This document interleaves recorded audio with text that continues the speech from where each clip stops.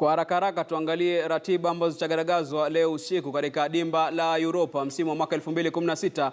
Feyenoord kutoka nchi ya Uholanzi watakuwa nyumbani dhidi ya Fenerbahce, alafu Zorya Luhansk watawalika Manchester United nyumbani kwao. Inter Milan ambao wamekuwa kisosua katika mechi mbili za kwanza lakini wakajiokota watawalika Sparta Prague, alafu Southampton watakuwa nyumbani katika uga wa St Mary's dhidi ya Hapoel Beersheva.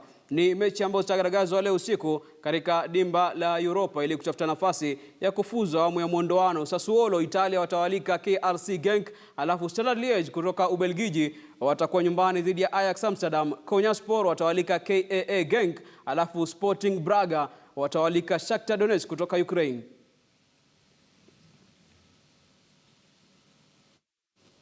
Hebu tupate kauli ya siku kabla ya kurudi kwenye mada ya leo kuhusiana na Oliseh ziara yake nchini Kenya.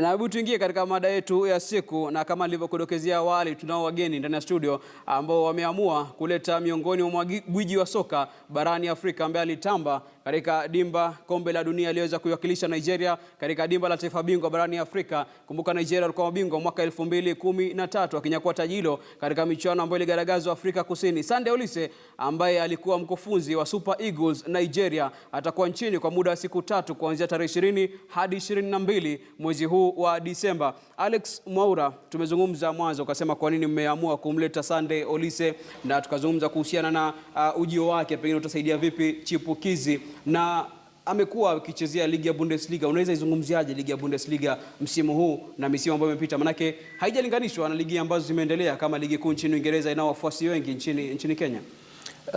Nadhani ukiangalia ufuasi wa Bundesliga kwa ambao ni wapenzi wa mpira kabisa, wanaelewa vizuri sana utofauti wa ligi ya Uingereza na ligi ya Ujerumani. Na ukiangalia ligi ya Ujerumani ina timu ambazo zina nguvu sana, na ukitaka kujua sasa uwezo wao, ukiangalia hata Champions League timu za Ujerumani sana sana zinafanya vizuri sana. Semi-finals huko, finali most of the time wanaweza kufika pale. Na ukiangalia sasa ni kama ligi ya Ujerumani wengi wamekuwa kusema hapo mbeleni ni kwamba inatabirika. Ukiangalia msimu huu ni kwamba haitabiriki sana, kwa sababu unaona zile timu ambazo zimezoea, zina uzoefu wa kuongoza hazipo sasa. Tuko na Leicester mwingine anaitwa Leipzig sasa hivi ambaye ameongoza ligi sasa hivi. So ni kwamba soka inaenda kama inabadilika, timu ambazo zilikuwa ndogo zinaendelea kama zina improve, na sio tofauti na ligi ya Ujerumani, na tunatarajia kwamba hiyo experience ndio bado tunaweza kuleta hapa nchini. Tuache tu kuongea mambo ya Gor na AFC Leopards, pia tuone timu zingine ambazo zinaweza toka chini ziweze kutamba katika ligi kuu. Na Oliseh, unaweza tueleza safari yake, atakuja lini na anafaa kwenda wapi na hatimaye kutamatisha wapi? Program yake itaanza tarehe 20 mwezi wa Disemba. Atakuwa hapa kwa siku 3, tarehe 20 hadi tarehe 22, na mojawapo ya zile activities ambazo atakuwa nazo ni atakuwa na soka clinic, na ni kwamba tunataka kukuza vipaji vya soka kutoka chini, sio kungoja mchezaji wakati ashapata klabu, ashaanza kujulikana ndio tunaanza kumtambua. Tuanze kuwatambua wakiwa wadogo, kwa sababu hata ukiangalia kama ligi ambazo zimeendelea kama Ujerumani zinaweza kuwa na soccer academies zao zenyewe, kwamba wanaweza kukuza vipaji vya watoto wadogo ili waweze kukua, mtu akiwa na miaka 18 ashaanza kuwa hata kuingia kwenye national team. So tunaweza kwamba Oliseh akija hapa ataweza kuwa na nafasi ya kuinteract na soccer academies kama zenye inaongozwa na coach Shedu, ambao ni watoto wa miaka 8 hadi 15, aweze kuwapatia hiyo experience, kuwa inspire na kuwapa uongozo, kwa sababu mpira sisi tunaujua ni mpira uwanjani, lakini pia mpira ni vile even discipline yenyewe ambayo ya mchezaji. So hiyo ni maneno ambayo Oliseh atakuwa anaweza kuwapa hizi vipaji ambazo tunatarajia kwamba zitakuwa professional footballers in the future. Na coach Shedu, ukiangalia historia ya wachezaji ambao hivi sasa wanatajika kutoka magharibi mwa Afrika, kina Sunday Oliseh, Nwankwo Kanu alikuwa hapa, si tofauti sana na wachezaji wa hapa nchini. Manake Kanu alisema alichezea ule mpira wa makaratasi tufe, alicheza bila viatu. Ndio hali ambayo ukienda maeneo kama Kibera, Mathare, mahali popote utaona wachezaji wakicheza mchezo kama ule. Kitu gani ambacho kinafanya pengine hatujafika kiwango cha juu cha kama kina Nigeria na Ghana? Kwa sababu actually sisi tumechelewa sana kuanzisha academies. Sinaona kama sasa ukiangalia academies nyingi, hakuna ile academy inaweza kuambia miaka 10. Nyingi ni miaka 2, 3, 4. Sinaona so ndio tuanza sasa. So kama safari yetu ndio imeanza. Sinaona na unaona hata wachezaji wetu wale kidogo wamekuwa kienda Ulaya, wamekuwa kirudi, wamekuwa wachezi kwa zile position kwa sababu hakupitia hizi academy. Because wao wana believe kijana mdogo anataka zile fikra za kimpira ni kuanzia hiyo miaka 8 aanze kujengwa fikra za kimpira, ajue tactics. By miaka 13 washajua kitu inaitwa tactics. So unaona hata wao wamekuwa kisema wachezaji wengi wa Kiafrika wamekuwa ni let down kidogo kwa upande wa tactical discipline. Because unajua wao wamezoea tu kucheza mpira ya mtaani. Sio na kuchengana, kufunga. So ni mtu tu anaibuka na talent yake kivyake, lakini si ile ya coaching. Sinaona, lakini sasa vile academy zimeanza zinataka zipewe nguvu because actually hao wachezaji hawezi kuwa na consistent ya muda mrefu kama hawatakuwa wamepitia academy. So mimi na believe in the next 4-5 years tutaproduce wachezaji wazuri ambao watanoga kwa miaka mingi katika ligi za bara nzima, Afrika na pia Ulaya. Kwa hivyo inaonekana mbele kuko sawa. Kuko sawa, kutaendelea vizuri as long as support ipatikane. Unajua kitu ngumu ile iko ni hiyo support tu. Because unaona timu nyingi za kimtaani so haziongezeki level fulani, lakini zikipata support kama hizi, watu kama hao wanakuja wanazungumza nao, so ile motisha inakuwa juu, so wachezaji wanakuwa focus, mtu anakuwa na lengo. So utakuta sasa anataka kucheza mpira, anataka kucheza division ya juu, anataka kuingia timu ya taifa, na ndio hapo tutaproduce wachezaji kama kina Mariga, kina Wanyama wengi zaidi. Naam. Wakenya wanataka kujua pengine Oliseh atakuja, je, watapata nafasi ya kumuona wapi Oliseh, na pengine atakuzungumza nao kuwapatia mawaidha ya soka wa Kenya? Kwamba katika program yake tarehe 20 kutakuwa na live viewing match ya mechi moja ya Bundesliga pale KICC. Na tunatarajia kwamba Oliseh atapata nafasi ya kuinteract na Wakenya ambao ni wapenzi wa ligi ya Ujerumani. Na pia tarehe 21 ambapo tutakuwa na hiyo soka clinic na hizi soka academies pale ligi ndogo.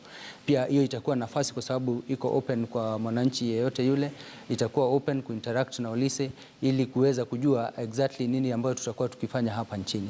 Tunavyo matarajio kwamba pia tutaweza kuwa na mazungumzo na wenyeji wa administration ya soka hapa nchini ili pia tuweze kujua na kuexchange ideas ya vile tunavyoendeleza soka hapa nchini na vile tunaweza kushirikiana katika kukuza vipaji na pia in terms of administration yenyewe iwe iko timamu. Naam. Yes. Na kwa hivyo kutakuwa na zawadi zote pengine mashabiki wanaweza pata.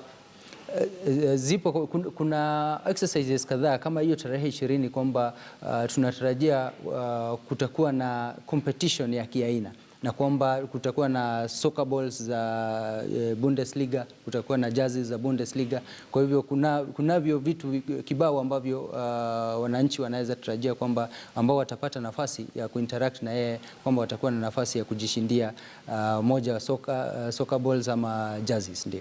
Naam, bila shaka. Coach, umekuwa mkufunzi kwa muda mrefu na hivi sasa unasaidia kukuza chipukizi. Unaweza zungumziaje kuhusiana na hali ya soka ya chipukizi? Maanake iko hivi sasa tumeona shirikisho la soka limeanza kuleta mikakati. Club licensing leo wamezungumzia. Walizungumza kuhusiana na kukuza kutoka under 12, under 13 kuja juu, under 15, under 17, under 20 tuliona wakienda nje ya nchi kucheza mechi kadhaa. Je, mifumo hii inaweza saidia sana kukuza soka ya chipukizi? Ile kusema kweli tunashukuru sana. Kwanza sisi wakati football ilikuja juu zaidi ni wakati wa Olympics. Youth Olympics ambao ilianzishwa na Wajerumani. Sinaona ambao walichukua makocha wetu wakawapeleka kule wakawatrain kisha wakarudisha hapa zikatengenezwa hizo youth centers academy. Na hao wachezaji walicheza zaidi ya miaka 15. Wale ambao walitoka kwa hizo youth centers. Unaona? So hiyo ni kitu moja muhimu kwa kweli, lakini imekuwa ni trend ya administrators kuzungumza sana juu ya mambo ya youth, but they don't put ile input inatakiwa. Because wewe ukiangalia vile ilifanywa youth centers hizo zilikuwa 12 katika Kenya nzima, na angalia ilileta wachezaji aina gani kwa miaka gani, unaona. So mimi na believe watu wakiwa serious kabisa kwa kuza hizo vipaji kuanzia hizo za youth ziweko, yani iwe ni government inashikana na stakeholders wa aina yoyote na ma corporates, unaona, ku make sure hizo youth centers zinakuwa supported, then I'm sure tutaendelea. Lakini ikiwa tutasema tu hizi, because hata ukiangalia zile vitu mingi zinafanywa, let's say kama sasa unasikia kuna tournament fulani, baada hiyo tournament, that's a very short duration. So ingekuwa kitu ambayo inaweza kuwa kitu ya 1 year 2 years, ona inafanyika, then inaweza kuleta hiyo matunda. Lakini ikiwa ni short duration, mostly inakuwa ndio inajenga, because hakuna kitu ifanye inapata faida fulani, because inampa mtu mawazo